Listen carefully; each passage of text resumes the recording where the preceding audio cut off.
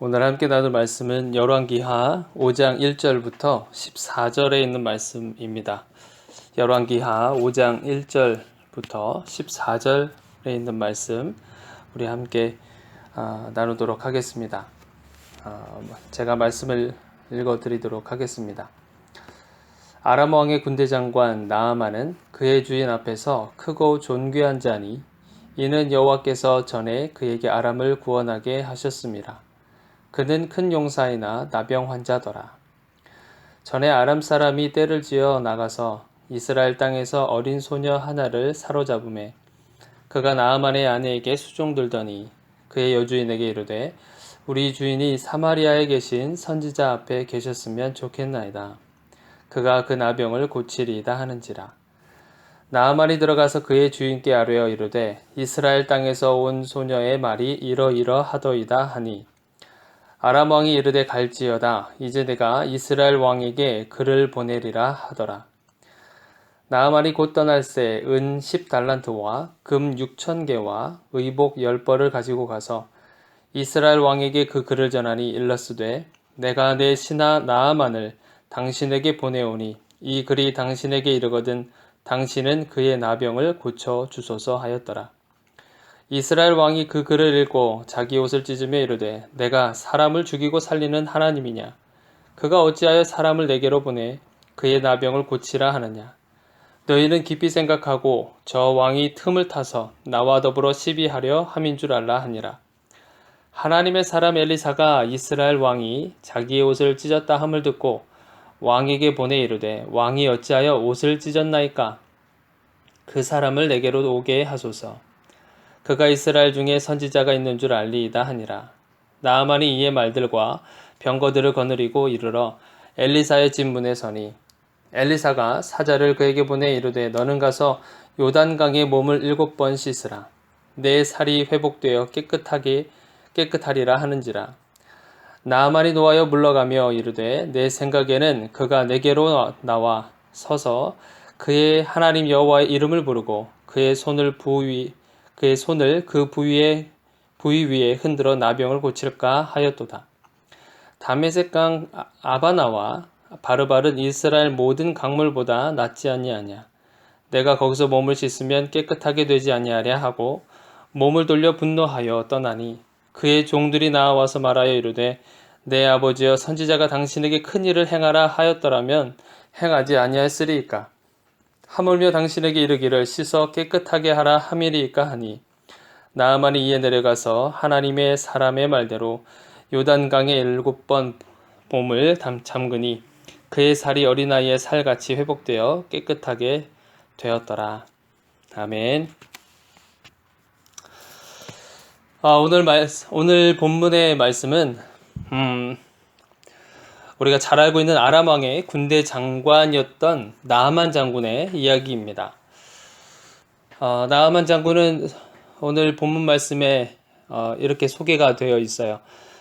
왕에게 신임을 받고 존귀하게 여겨질 만큼 그는 정말 대단한 사람이었어요. 그런데 참 신기하게 성경은 이 나아만을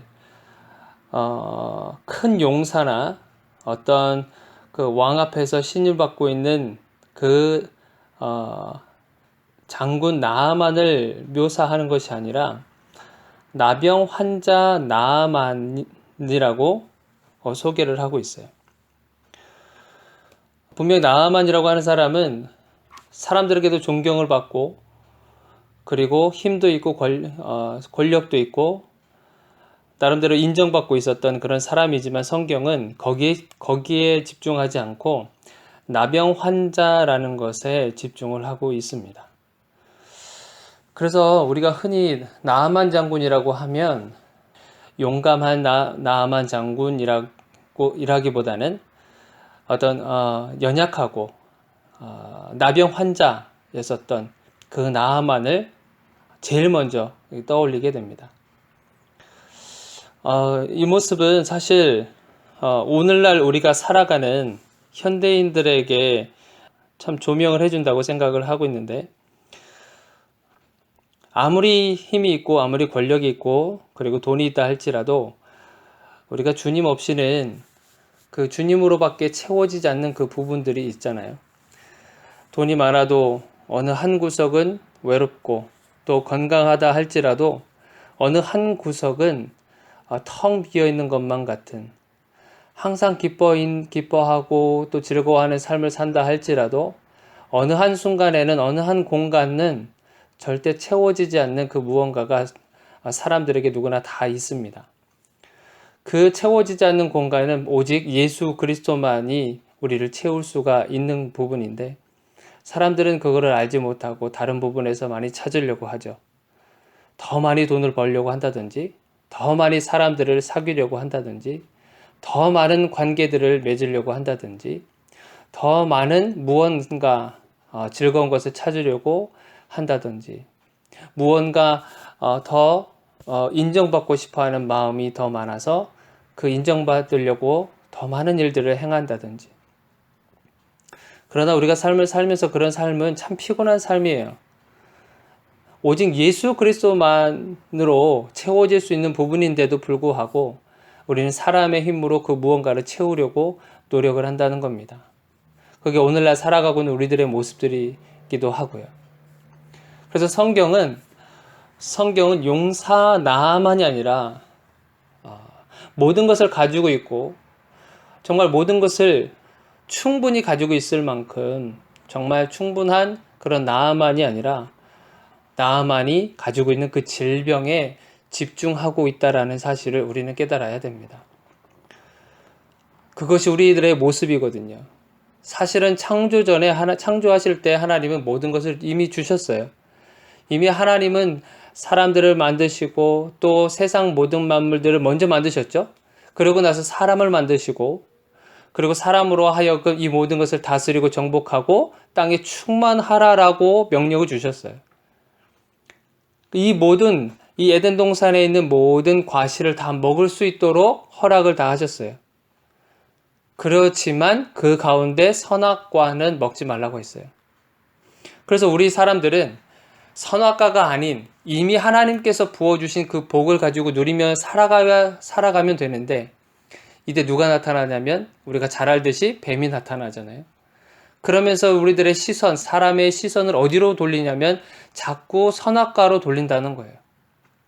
그때서부터 이 뱀의 그 간교한 것들로 인해서 그 모습들이 지금까지 우리의 삶을 지배하고 있다는 거예요. 이미 하나님께서 우리에게 주어주시고 이미 부어주신 그 복이 너무나도 많음에도 불구하고 그렇지 않은 다른 것에, 채워지지 않는 다른 것에 우리가 눈을 돌리게 만든다는 겁니다.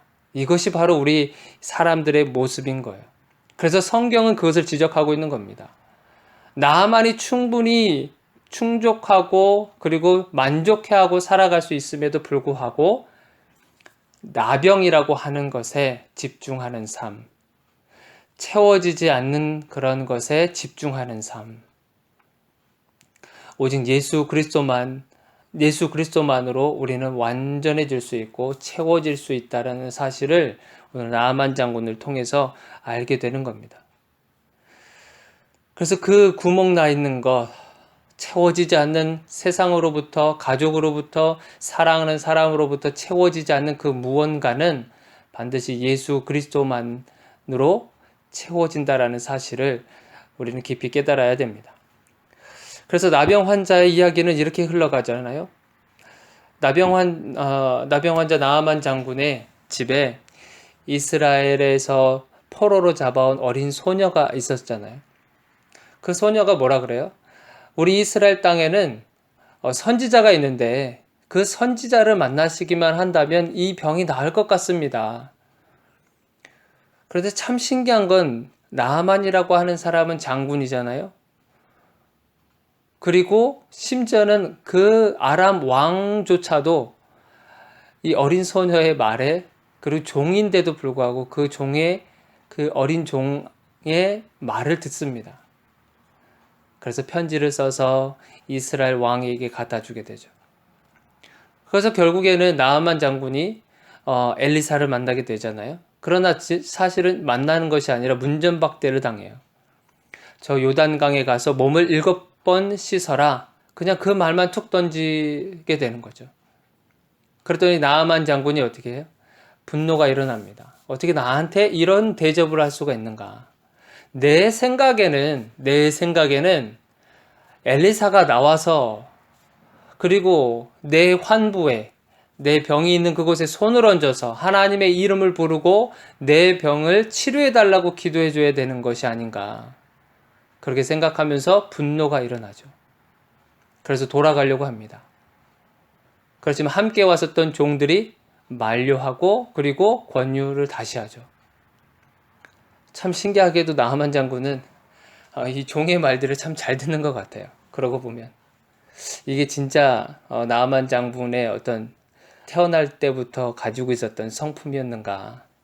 참 해석을 참 어떻게 할지 모르겠지만 참 희한하게 어린 소녀의 그 아이의 말을 듣게 되고 또 함께 엘리사를 만나지 못하고 엘리사의 태도에 분노가 일어났었지만 또 종의 말들을 듣고 다시 행동을 옮기잖아요. 그렇게 해서 요단강에 몸을 7번 씻었더니 다 나았더라. 이것이 바로 이야기예요. 여기서 우리가 얘기하고 싶은 건 정말 정말 이 나아만 장군은 믿음이 있어서 요단강에 몸을 씻었을까? 아니면 정말 믿져야 본전인 생각을 가지고 몸을 씻은 것일까? 사실 요단강에 몸을 씻으려고 하는 그 순간 7번이라고 했잖아요. 1번, 2번, 3번, 4번, 5번, 6번 하는 그 순간에도 이 나하만 장군이 완전한 믿음을 가지고 정말 이거 나을 수 있어 라는 그런 마음을 가지고 그 요단강에 몸을 씻었을까요? 발을 내딛고 그리고 그 물에 들어가는 그 순간까지도 사실은 나아만 장군은 믿음이 그렇게 크지는 않았습니다. 완전한 믿음이 아니었어요. 불완전한 믿음이었고, 그리고 여전히 부족한 믿음이었고, 큰 믿음도 아니고 적은 믿음이고, 불안한 마음으로, 그리고 불안한 믿음으로 시작했던 그 믿음의 행동이었다라는 거예요. 나아만 장군 처음부터 큰 믿음을 가진 사람이 아니었습니다. 오히려 아주 불안한 그리고 완전하지 않은 그런 믿음으로 발을 내딛게 된 거예요.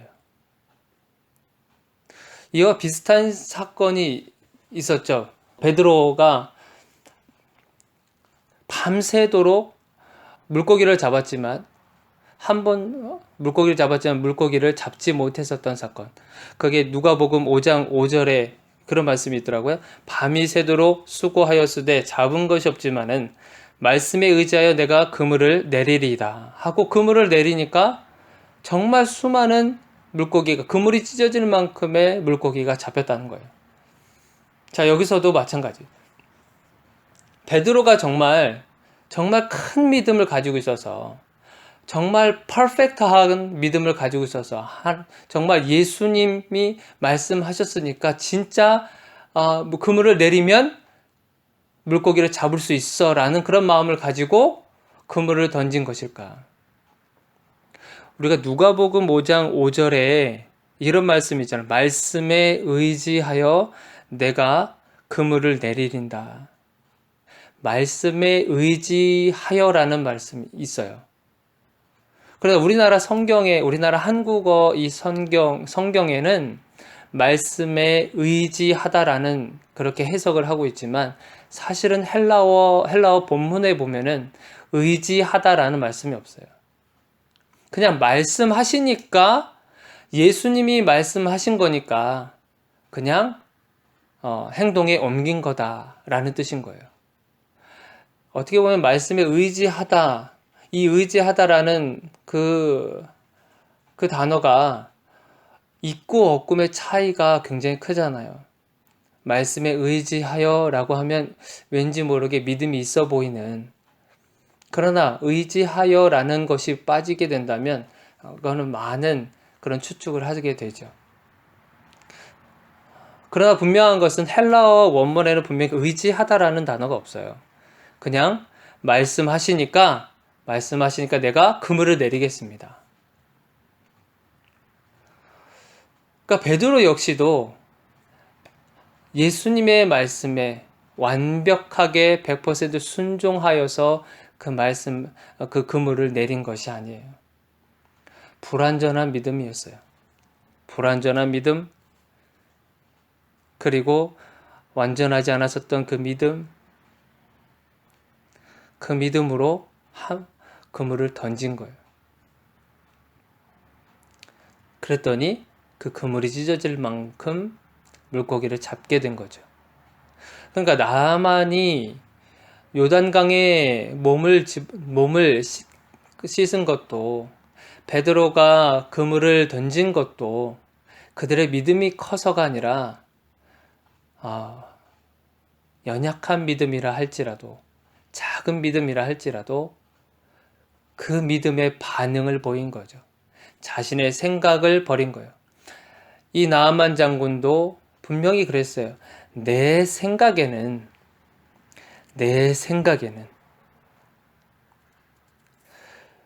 11절에 보니까 그렇잖아요. 나아만이 노하여 물러가며 이르되 내 생각에는 그가 내게로 와서 그의 하나님 여호와의 이름을 부르고 손을 얹어서, 그러니까 내 생각에는 그랬다는 거예요. 베드로도 역시 그랬잖아요. 베드로도 밤새도록, 그의 직업이 어부잖아요.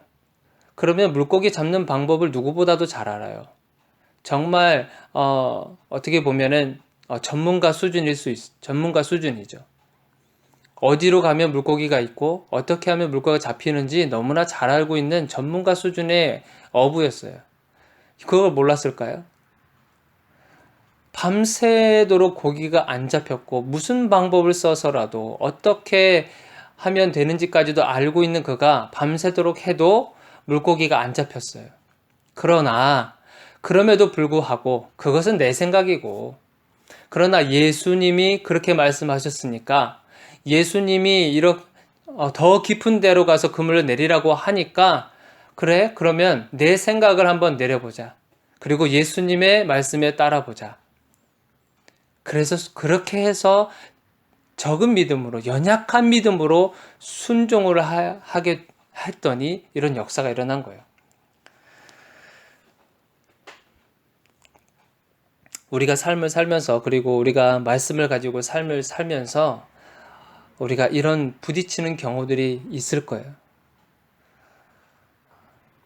충돌이 생겼을 때 내 자신과, 내 자신의 생각과, 내 자신의 경험과 이런 것들과 하나님의 말씀이 충돌이 생겼을 때 여러분들 한번 도전해 보시기 바랍니다. 내 생각을 내려놓고, 연약한 믿음이지만, 대단한 믿음이 아니어도 돼요. 연약한 믿음이지만 그 연약한 믿음을 가지고, 불완전한 믿음을 가지고 한번 내 발을 내디뎌 보라는 거예요. 그렇게 되면 그 발을 내딛는 그 순간에 하나님께서 역사하실 것이며, 또한 연약한 믿음이지만 그것이 조금 더 하나님을 더 크게 믿을 수 있는 그런 계기가 될 것입니다. 대단한 믿음이 없어도 부족한 믿음이지만 내 뜻을 굽히고 믿음의 발걸음을 한 발 한 발 내딛게 되는 그 순간 우리의 믿음은 성장하게 될 것입니다. 우리에게 주신 이 말씀을 붙들고 오늘 하루 살아갈 때에도 하나님의 도우심과, 또한 나의 연약한 믿음 속에서도 여전히 역사하시는 하나님을 경험하시는 그런 시간이 되기를 주님의 이름으로 축원드립니다. 기도하겠습니다.